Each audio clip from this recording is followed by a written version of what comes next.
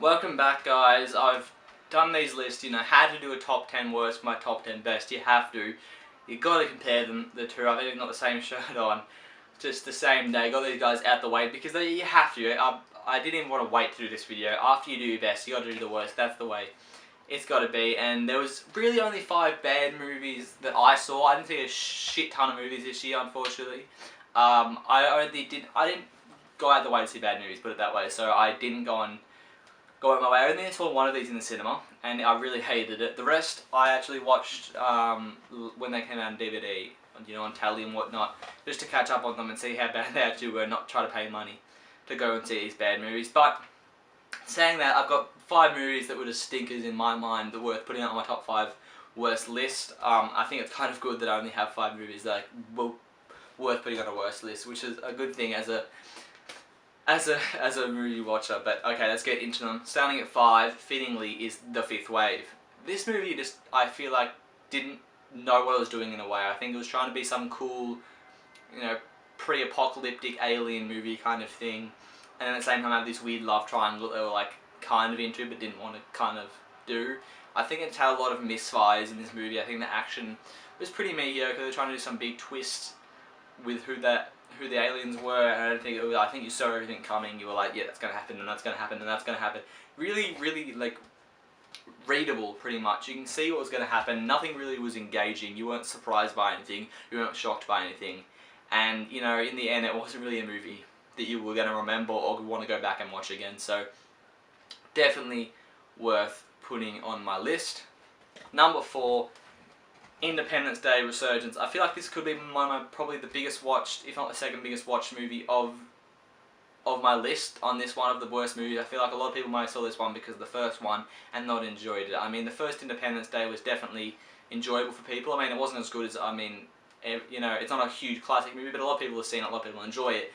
And this one was just, I don't know what I was trying to do. It had way too many characters flowing. It had, like 5 separate groups of main characters trying to do different things at the same time and do the same things at different time.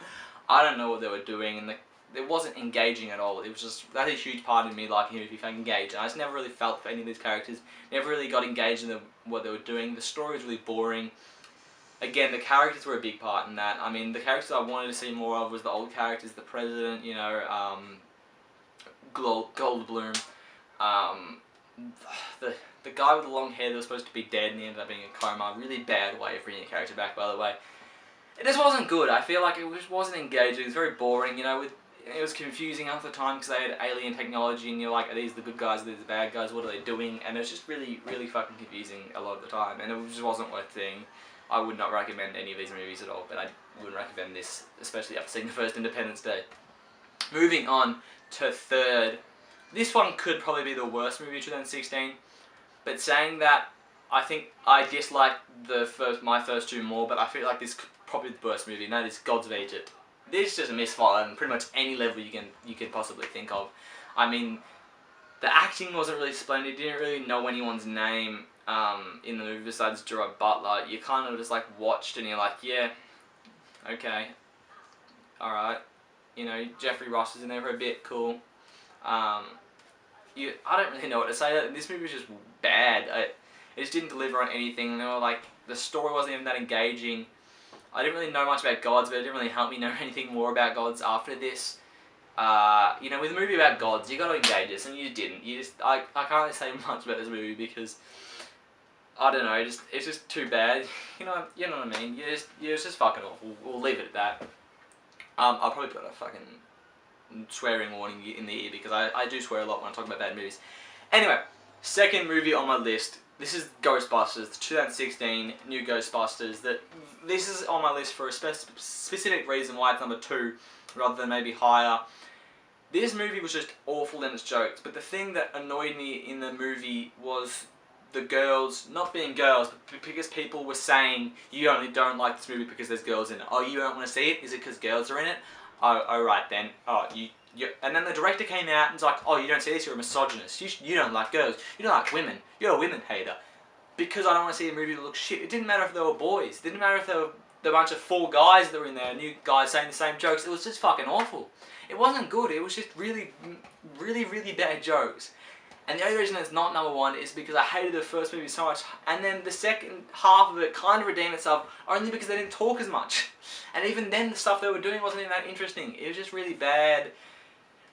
Again, just fucking awful. And I mean, the jokes in this movie are just fucking, oh my god, like, I can't get over who was like a 5-year-old writing this. It actually sounds like something a 5-year-old would say. Okay, one of the jokes, I'm not going to spoil anything, but Chris Hemsworth says, "Can I bring my dog to work?" And Melissa McCarthy says, "No, I have dog allergies." And so, "No, my dog is a cat. I just call it my dog." Come on. Like, come on. That's bad. Like, that's like something a 4-year-old would say, and high five his face, and then even he would realise in 10 seconds that was pretty shit. Come on, I know you're better than that, and you just shit on a great franchise, a great Ghostbusters franchise. Why? It was unneeded, and then they bring back all the original cast and like little cameos. I'm like, you don't need to be here, guys. Can you please leave and leave, you know, Dan Aykroyd? Please, just, you don't have to be here. I don't care how much they pay you. You're shitting on your own movie. You're shitting on your own name because you're associating yourself with them. I can't get it. Anyway, number 1, you might have seen this coming if you saw my review, and that's Zoolander 2. This movie is just fucking awful. Everything they said made me want to fucking... I just wanted to leave the entire time. Then I didn't. It was because I got it for free, luckily. And there's a pre-screening, and I put that review up as a warning because it's just so bad. Everything they said just made me want to... Everything they said was just really bad. Like, there was just no funny parts. I never really... It might have been like a... and then that's it. Like, you're a comedy. You're supposed to be... That's your worst joke. That's the worst joke in the movie. That's the lowest reaction you get. You're supposed to get people pissing themselves. You're supposed to get people laughing. I didn't hear laughs in this movie. Everyone just sat there and they're like, come on, I know you can do better than this. I know the first Zoolander wasn't anything fantastic in the comedy, but people like it, people enjoy it, myself included.